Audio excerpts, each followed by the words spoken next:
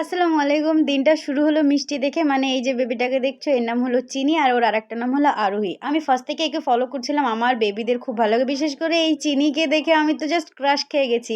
তো সাহস করে গিয়ে কথা বললাম। আমাদের সঙ্গে অনেক ভালো ফ্রেন্ডশিপ করে নিল। তারপরে আমরা কলেজ চলে গেলাম কারণ আমাদের এক্সাম চলছিল। জিয়াগঞ্জে সেন্টার পড়েছিল শ্রীপদ সিং কলেজে। তো এক্সাম দেওয়ার জন্য আমরা রেডি হচ্ছিলাম। এটা এক্সাম হল।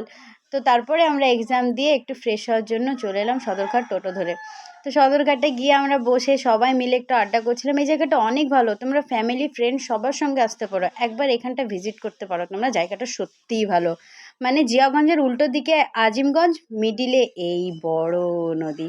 তো আমার খুব ভালো লেগেছে পার্সোনালি। আমার না সবারই পছন্দ এই জায়গাটা। দেখো জাস্ট এত সুন্দর জায়গা। ওয়েদারটাও দারুণ ছিল। তারপরে আমরা ঘুরতে, ঘুরতে আমাদের খিদে লেগে গেল। তো আমাদের তো খিদে পাওয়ারই কথা।